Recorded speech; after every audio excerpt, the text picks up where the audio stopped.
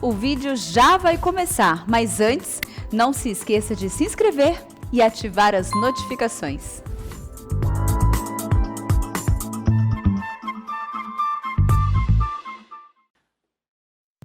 Bom dia, meus irmãos. Vamos abrir a palavra de Deus no livro de Jó, capítulo 42.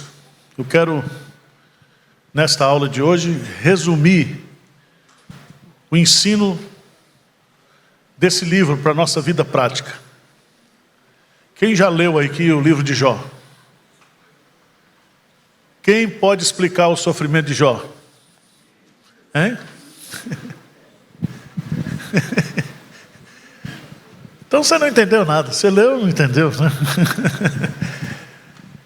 Esse livro é um livro muito especial.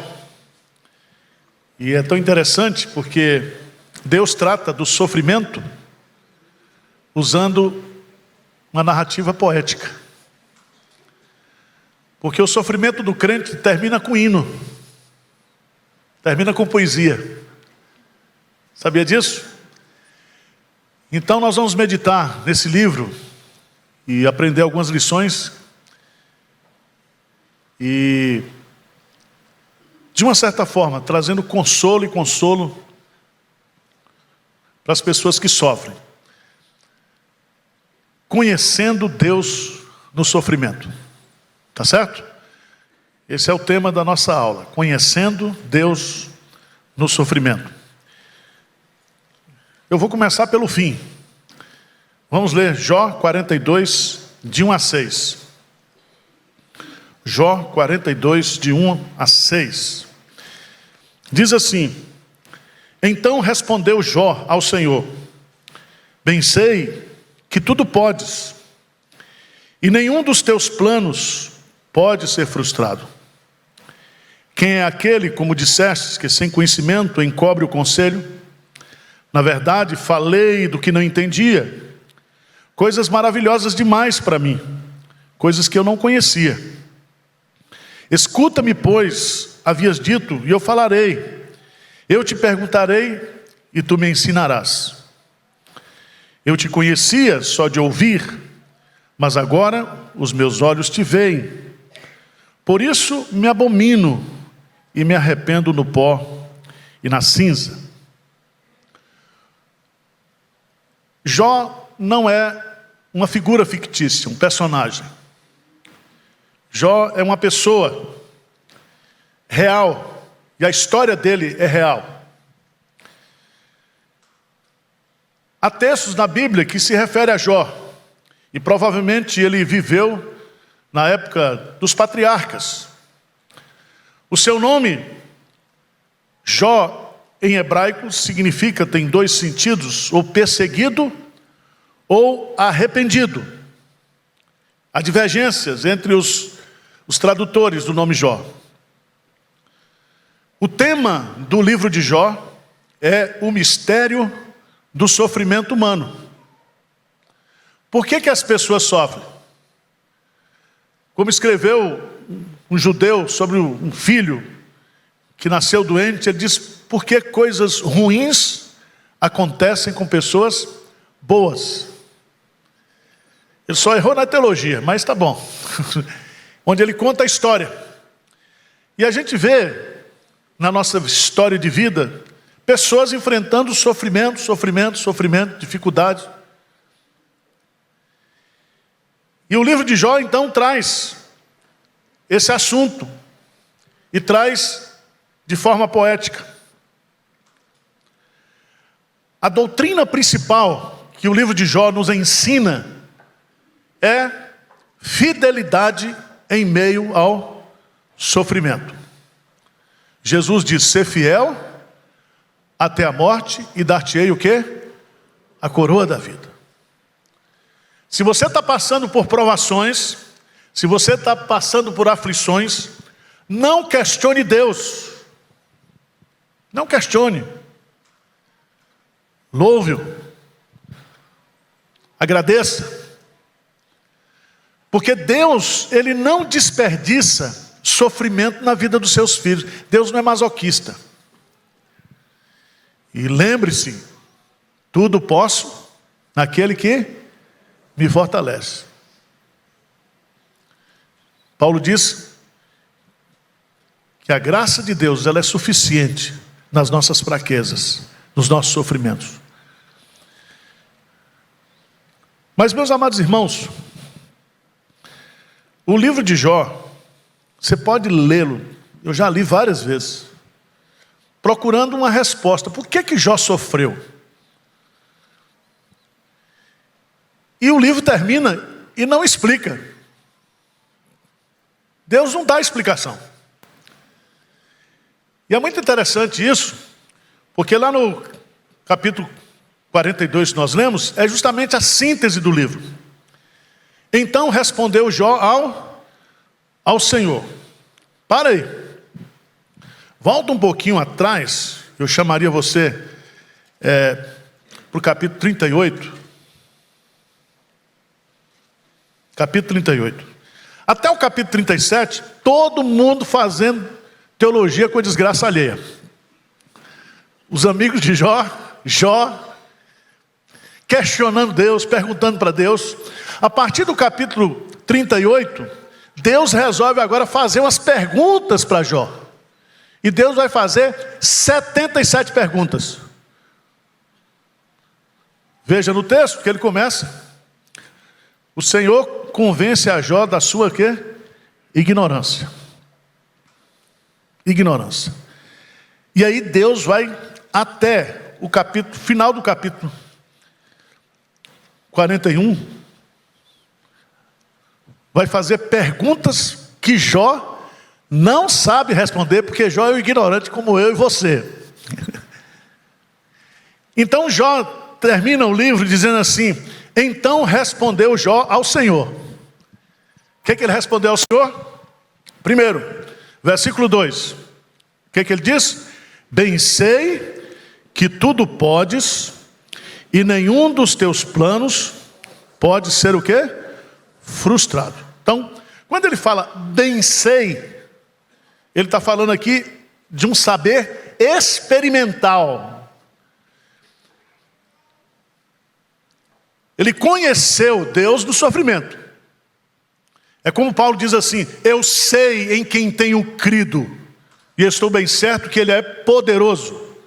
É um saber que junta teoria e prática, doutrina e vida. Ele diz, bem sei. O que ele aprendeu aqui com essas perguntas que Deus fez para ele? Primeiro, que Deus, ele é onipotente. Então, no sofrimento, eu e você precisamos aprender como Jó. Bem sei que tudo podes. Não existe impossibilidades para Deus. O nosso Deus é onipotente, Ele é poderoso. E se você está sofrendo, se você está passando por um momento difícil, de provação, de tribulação, esse é o momento para você experimentar, para você conhecer o Deus que você tem. O Deus que você tem. Porque o seu direito não passa desapercebido a Ele. E os que esperam no Senhor renovarão as suas forças. Ele faz forte ao cansado. Ele levanta do pó o abatido. Então o nosso Deus, na sua providência, Ele administra essa sua onipotência com planos. Bem sei que tudo o quê? Podes. E nenhum dos teus planos. Gente, Deus tem planos para a história. Deus tem planos para o universo. Deus tem planos para a igreja. Deus tem planos para as nações. Deus tem um plano para cada criatura. Deus é onipotente. E essa onipotência de Deus, ela é exercida na minha vida de forma soberana, através de planos. Todos os meus dias foram escritos e determinados, quando nenhum deles ainda havia ainda. Você crê nisso ou não? Você crê que se você está vivo, você não morreu na pandemia? Não foi por causa da máscara dentro da vacina. Isso ajudou. Mas você está vivo porque Deus quis. Tá certo? Ele tem uma história para escrever ainda através da sua vida. Bem sei que tudo podes. E você tem que entender que os planos de Deus são bons.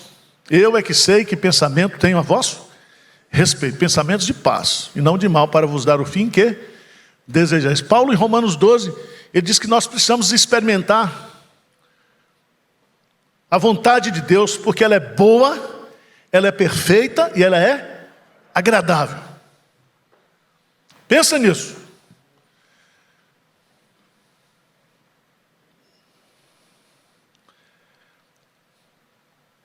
Deus é onipotente, Ele pode tudo.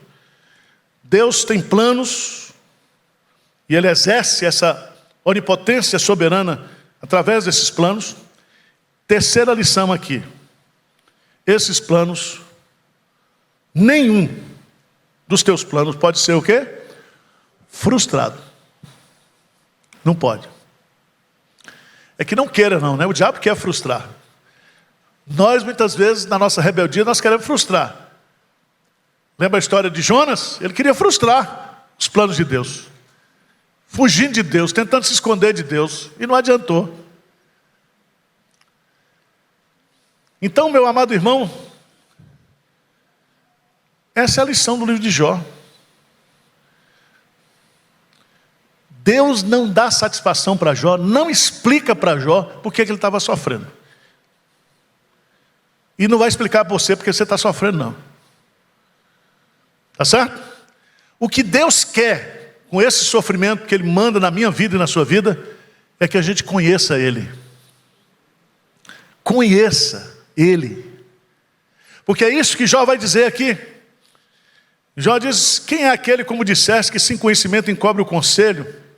Na verdade falei do que não entendia. Então você é um ignorante, tá? Mas um ignorante posudo, porque você fala do que não entende. Você quer explicar o inexplicável. Você conhece gente assim ou não? Crente sabe tudo, cara, sabe tudo. Se bobear, ele quer ser conselheiro de Deus. Mas aqui está claro. Ele olha para Deus e vê o Deus onipotente. Ele olha para si e vê assim: eu sou um ignorante. As coisas que aconteceram são coisas na minha vida, coisas maravilhosas demais para mim, coisas que eu não conhecia. Ele diz: escuta-me, pois, havias dito, e eu falarei, eu te perguntarei, tu me ensinarás. E aí veja no versículo 5 e 6, vamos lá juntos? Eu te conhecia só de ouvir, mas agora os meus olhos o quê? Te veem. Irmãos, isso é profundo demais. Ele diz: eu te conhecia só de teologia, de livro, de confissão de fé.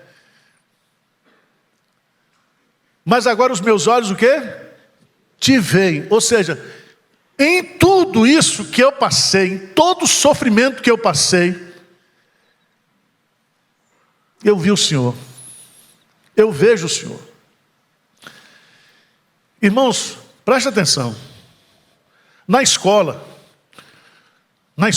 o professor dá a matéria. Depois ele aplica o quê? A prova. Na vida cristã é diferente. Ele manda a prova. Depois ele ensina a lição para você. É desse jeito. É desse jeito. Você não entende as coisas.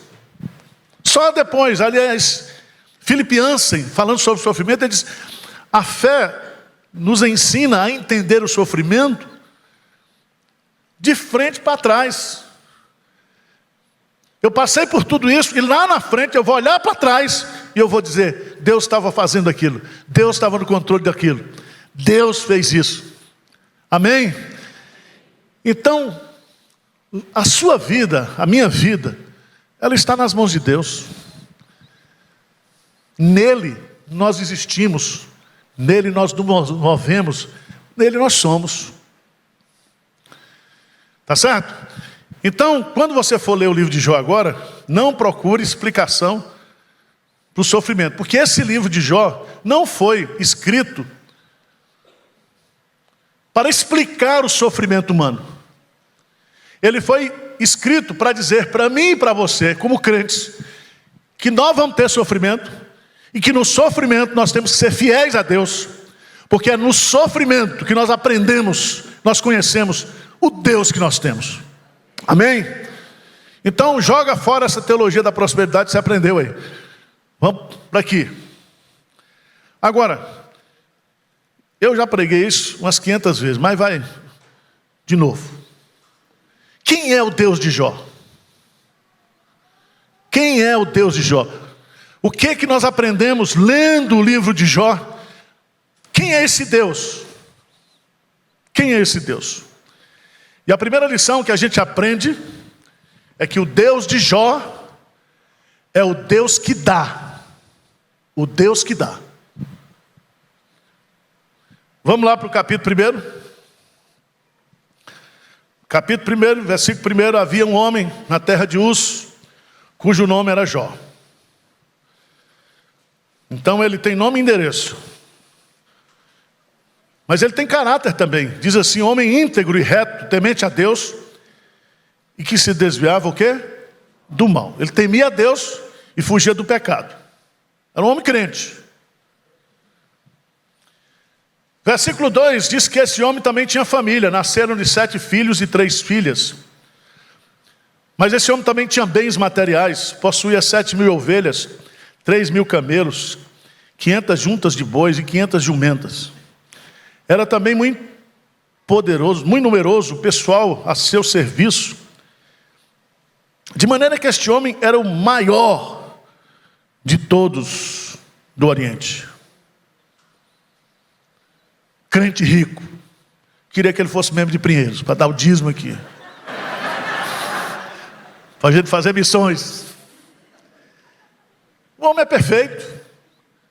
Agora, ele era, isso aqui que ele era, não porque ele quis ser assim. Porque Deus deu para ele isso aqui tudo. Deu para entender? E aí vem, nós lemos aqui. Jó não leu essa biografia. Tá certo? É igual a Adão. Adão, ele não leu Gênesis. Não deu tempo, né? Só quem escreveu Moisés. Mas ele acreditou quando ele viu aquela varoa bonita na frente dele. Essa é osso dos meus ossos, né? Viu? Mas veja no texto que Jó, depois que os filhos faziam os banquetes, as festas, ele estava tão preocupado, ele era um sacerdote familiar. Ele ia lá no decorrer do turno de dias de seus banquetes, Jó chamava os seus filhos e os santificava. Oferecia holocausto. E ele tinha uma preocupação, é que não somente ele que se desviava do mal, mas ele não queria que os seus filhos pecassem contra o Deus vivo e verdadeiro. Amém? Agora, irmãos, versículo 6.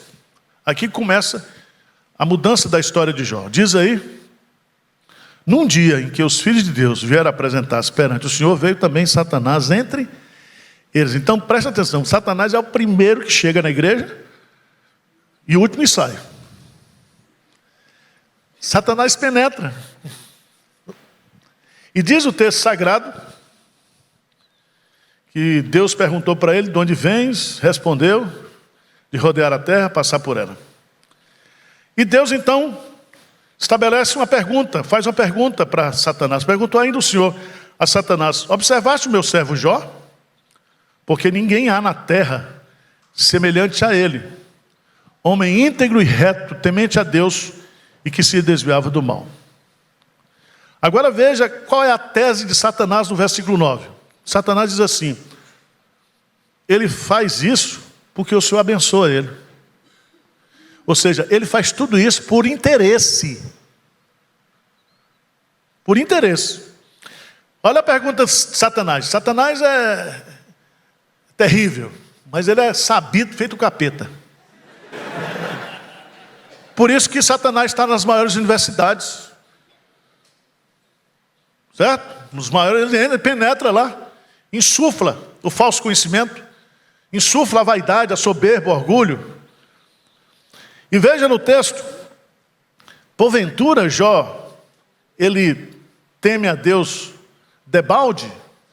Debalde aqui significa sem motivações, sem interesses. Acaso não cercastes concebe a ele? Olha bem, Satanás sabe que Deus havia cercado a Jó e toda a sua casa com a cerca de proteção. Por isso que João diz que o diabo, o maligno, não pode tocar num filho de Deus, só se receber autorização. Aí diz assim: acaso não cercaste, concebe a ele, a sua casa e a tudo quanto tem? A obra de suas mãos abençoaste, e os seus bens se multiplicaram na terra. Estende, porém, a mão, toca-lhe em tudo quanto tem, e verás, se não blasfema contra ti na tua face.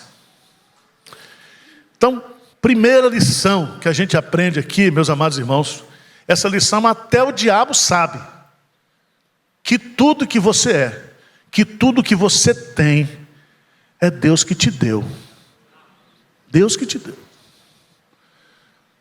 Tá certo? Leia Deuteronômio capítulo 8.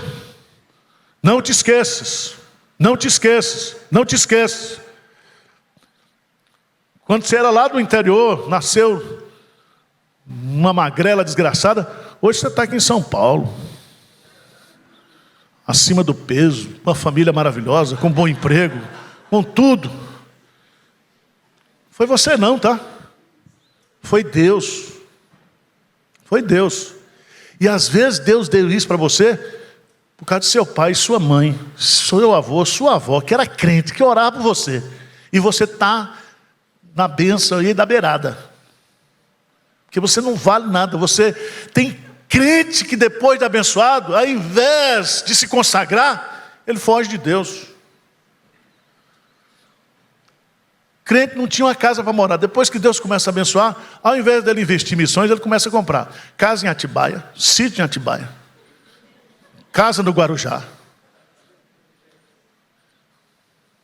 Meus irmãos, nós precisamos administrar os nossos recursos para nós juntarmos tesouro onde?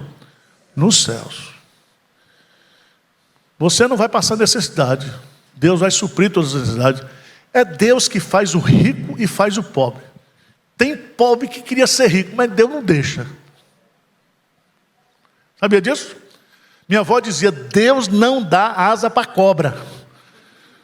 Você vai se perder se Deus lhe der dinheiro e poder.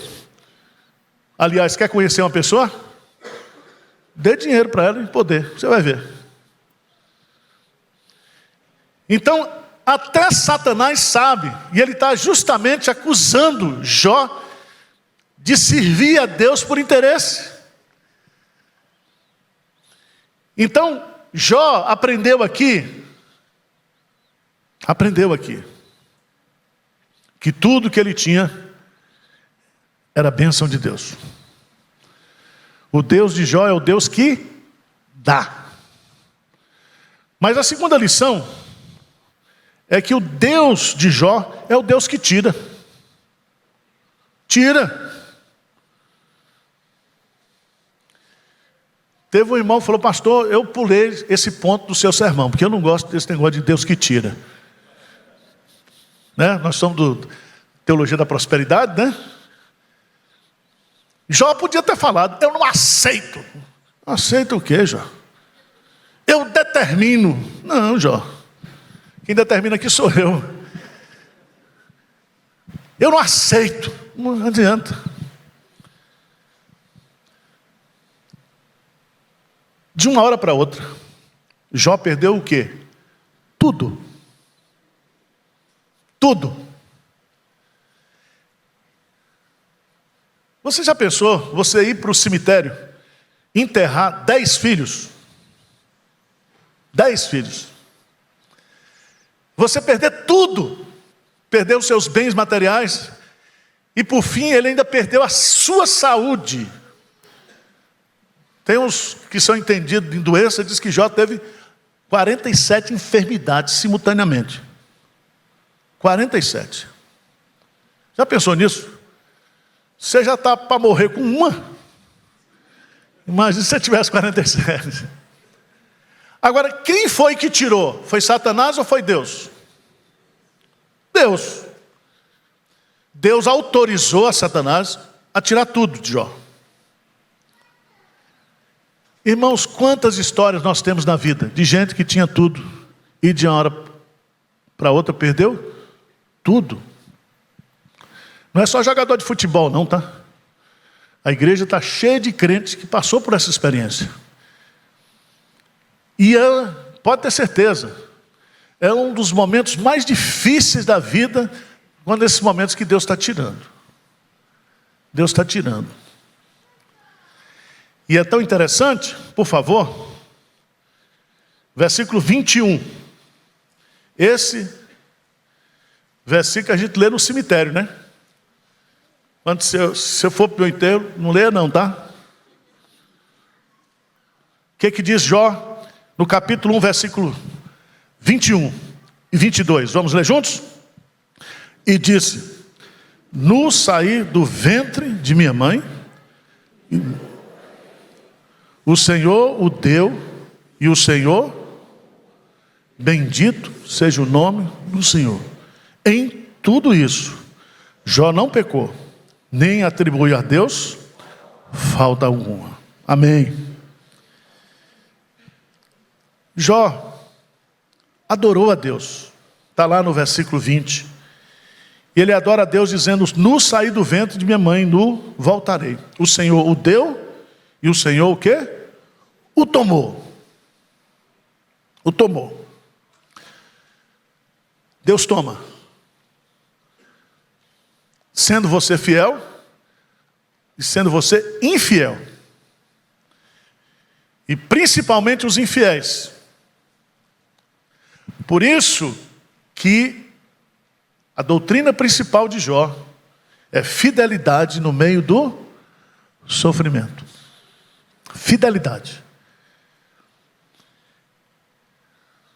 O pessoal critica muito a esposa de Jó, né? Veja no capítulo 2, versículo 9. Então a sua mulher lhe disse: ainda conservas a tua integridade? Amaldiçoa a Deus e morre. Mas ele lhe respondeu: falas como qualquer doida. Temos recebido o bem de Deus e não receberíamos também o mal?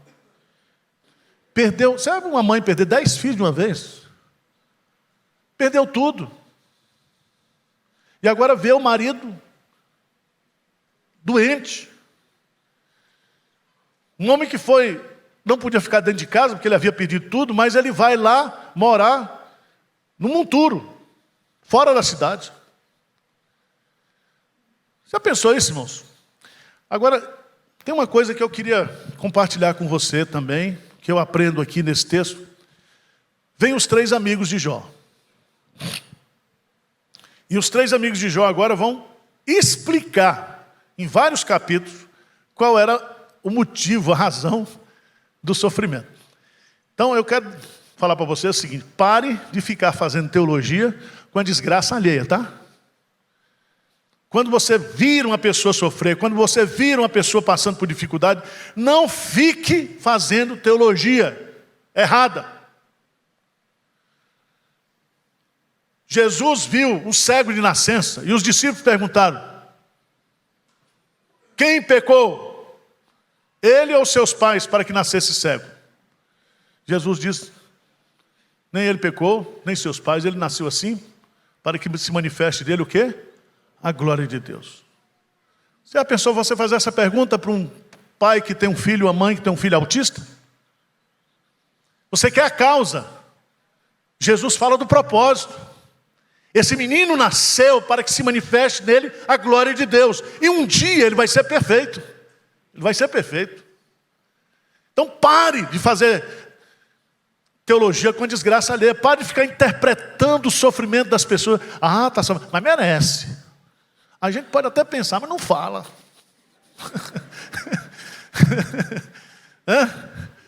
Não fala, eu fico penhor.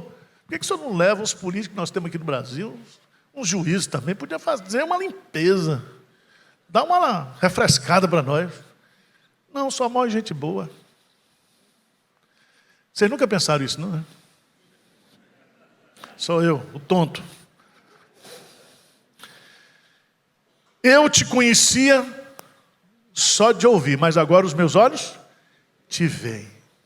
Tu és o Deus que dá, mas tu és o Deus também que tira.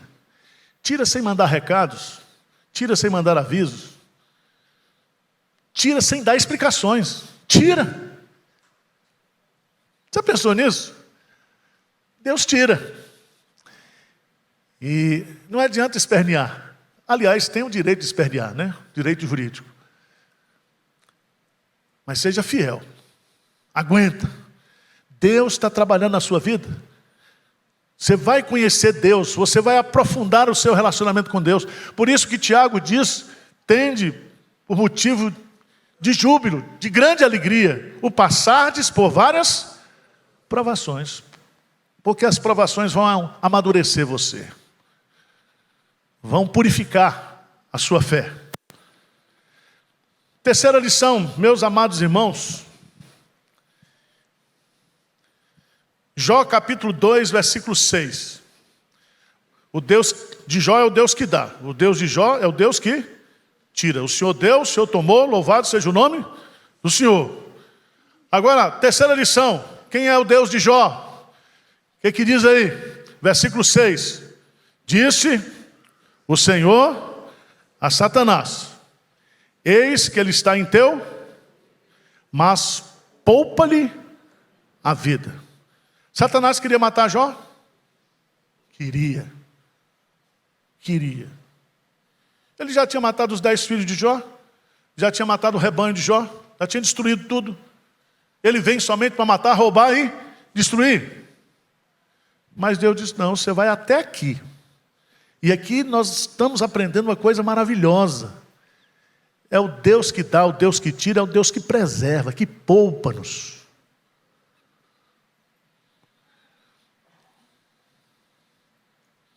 Ele nos preserva. O Senhor é quem te guarda. Guardará você de todo mal. A tua entrada e a tua saída desde agora para 1000 cairão ao teu lado, 10.000 à tua direita. Tu não serás o quê? Atingido. Irmãos, nós temos que aprender isso. Porque isso vai nos humilhar. Vai mostrar que o que eu tenho não é porque eu tenho, que eu sei ter, que eu sou capaz de ter. Eu tenho porque Deus deu e Deus preserva. Se você é crente, você está de pé.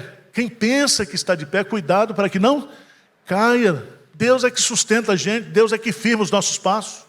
E quando a gente cai, Ele nos sustenta. Veja o Salmo 37, por favor. Salmo 37.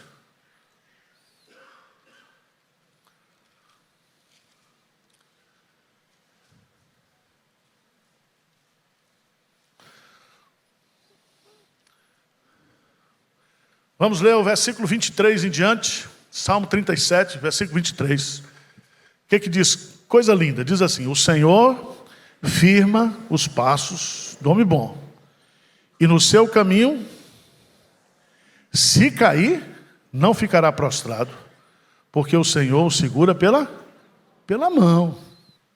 Jó está naquele sofrimento todo, mas ele está na mão de quem? De Deus. Deus não larga a gente. Tá certo? Estamos nas mãos de Deus. Ninguém, nada, poderá nos separar do amor de Deus, das mãos de Deus, em Cristo Jesus. Nada, irmãos. Creia nisso. Você está passando uma dificuldade, está passando um sofrimento. Seja fiel a Deus. É tão interessante.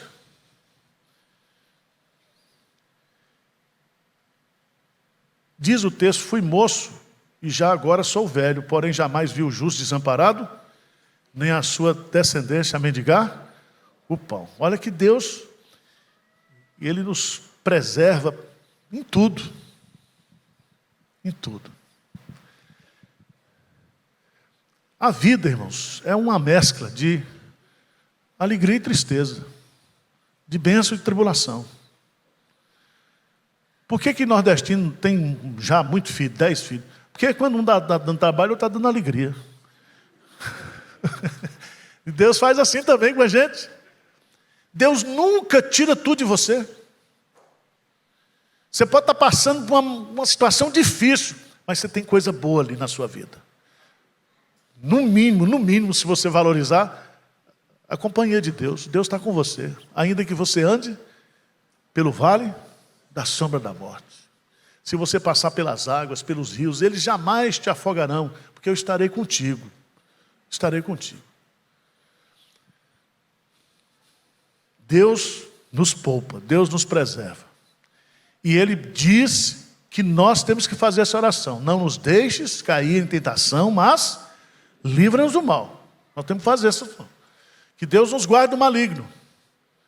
O maligno quer destruir a nossa vida, quer destruir a nossa reputação, quer destruir os nossos bens, quer destruir o nosso casamento, quer destruir os nossos relacionamentos familiares. O diabo, ele está ao nosso derredor, rugindo como leão, procurando uma brecha. Mas ele está ali sob o controle de Deus. Ele só pode tocar. Ele só tocou na vida de Jó porque Deus autorizou. Amém? Mas por fim, irmãos, quem é esse Deus de Jó? E aí fica a discussão até o capítulo 42. Nós já lemos aqui a mensagem do livro, de 1 a 6.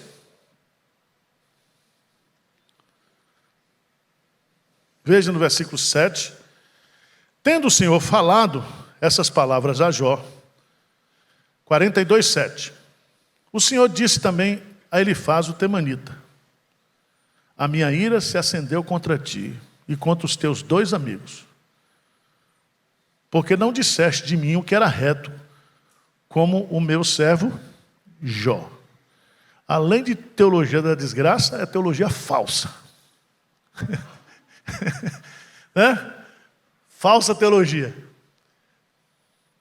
Irmãos, a nossa teologia é a Bíblia. Se a Bíblia disser, você crê. Se a Bíblia não disser, fica calado. É porque você não precisa saber.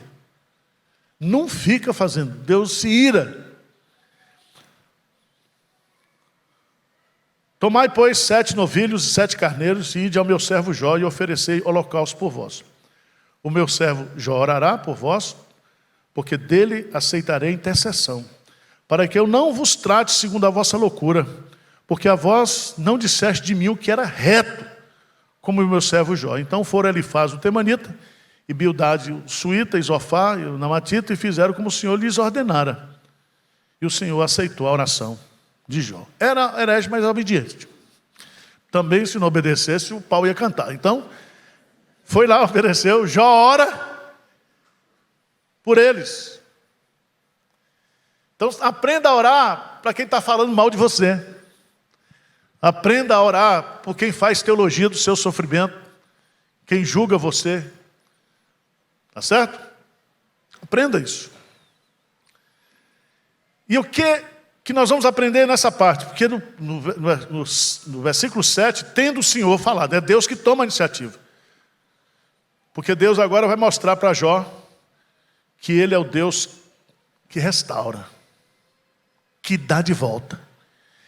O Deus de Jó é o Deus que dá, é o Deus que tira, é o Deus que preserva, mas é o Deus que restitui. Restitui. Dá um amém aí, pelo amor de Deus. Você não crê nisso, não? Deus restitui. Deus restitui. Deus transforma a água em vinho. Se o seu casamento está meio aguado, sem cheiro, sem cor, sem sabor, peça a Jesus para fazer um milagre de transformação. Ele restaura, Ele restitui. E aqui, chama a sua preciosa atenção, porque Deus manda Jó orar para perdoar os amigos, os teólogos. E agora no versículo 10, o que diz aí? Mudou o Senhor a sorte de Jó. Então Jó não ganhou na loteria. Tem crente que diz que o Senhor precisa mudar a minha sorte, fica jogando na Mega Sena. Não tem nada a ver isso aqui. A palavra sorte aqui é o destino, mudou a vida dele. Quando ele chorava pelos seus amigos, e o Senhor deu-lhe o dobro de tudo o que antes, o quê? Possuíra. Deus restituiu o quê, em dobro. Se ele era o mais rico do Oriente, ele agora é o mais rico do Oriente, do Ocidente, do fim do mundo, de tudo. Deus deu a ele tudo em dobro. E é bonito você entender, irmãos,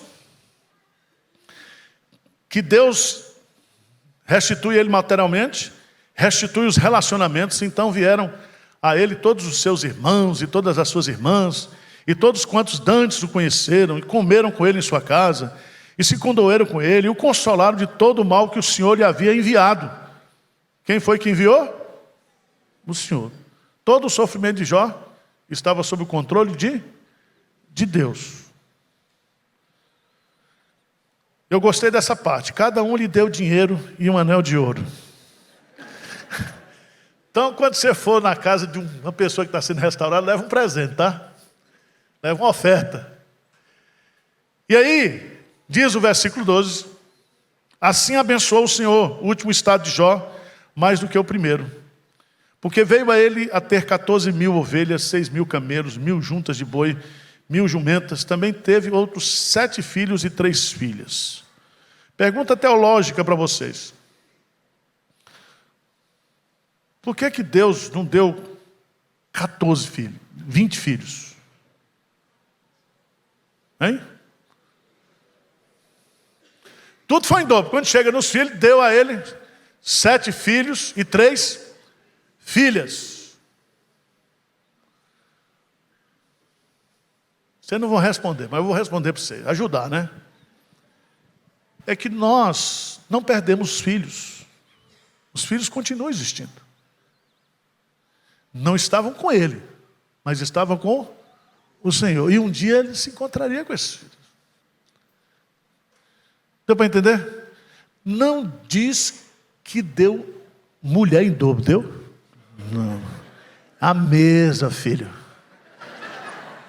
Você comeu a carne, agora você tem que roer os ossos aqui. Ó. E a mulher estava bombando, porque teve 10 gravidezes. Pense nisso. Deve ter restaurado também a potência sexual de Jó. Depois de tanta doença. Tanta doença. Deus restaurou tudo. E é tão bonito isso, porque ele vai ter as meninas, e as meninas eram as mais lindas. Tem crente que gosta de botar esses nomes, né?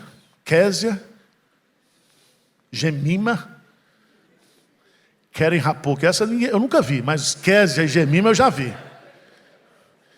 E em toda aquela terra não se acharam mulheres tão formosas como as filhas de Jó. E seu pai lhes deu herança entre seus irmãos. Depois disto, viveu Jó 140 anos. Viveu demais, né?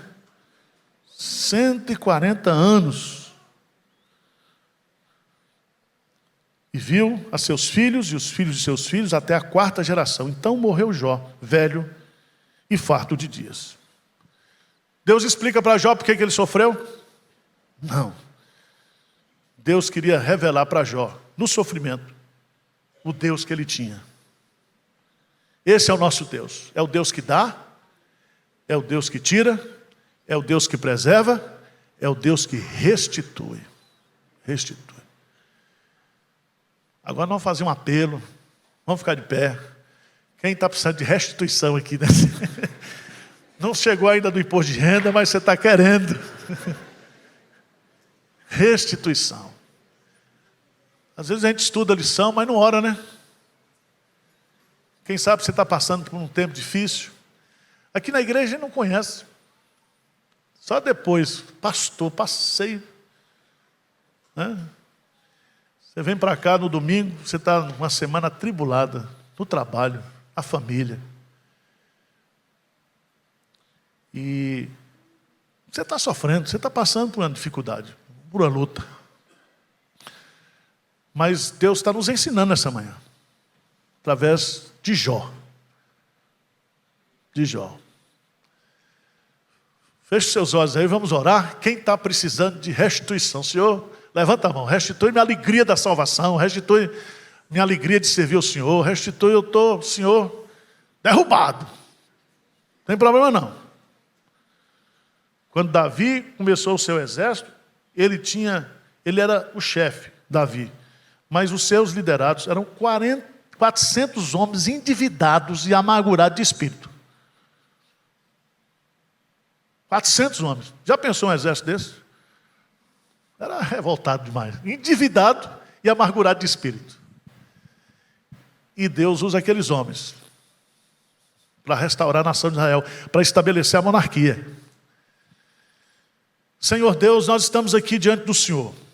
Não existe nada de secreto, de oculto na nossa vida. Tu sabes, ó Deus, de perdas, de bênçãos que nós recebemos, de preservação que o Senhor tem exercido da nossa vida.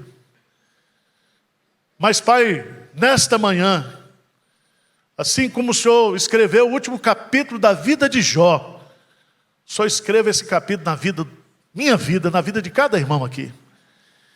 Que seja um final abençoado, que seja um final de restituição, de alegria, de prazer, de satisfação, mas principalmente, ó Deus, de dedicação a Ti, de conhecimento do Senhor, de deslumbramento de quem é o Senhor. Que a nossa admiração, que o nosso encantamento pelo Senhor cresça a cada dia da nossa vida, Senhor. Se pessoas nos decepcionam, se circunstâncias, se instituições, mas o Senhor jamais nos decepcionará. Trabalha na minha vida, trabalha na vida de cada um aqui, Senhor. Tira do nosso coração toda murmuração, toda tristeza, todo espírito de derrota, de fracasso. Ó Deus, que a gente não fique amarrado aos fracassos do passado. Cura nossa mente. Liberta-nos, ó Deus, de pensamentos e de ideias, de sofismas satânicos, opressores. Leva a nossa mente nesta manhã cativa em obediência à Tua palavra, Senhor. Venha nos transformar, venha nos renovar, venha restaurar a nossa vida nessa manhã. Nós precisamos de Ti, nós dependemos de Ti. Tu és o nosso Deus, Tu és a nossa única esperança. Faz isso, Senhor, para o louvor da Tua glória e para a nossa felicidade também. Essa é a nossa humilde oração em nome de Jesus. Amém. Amém.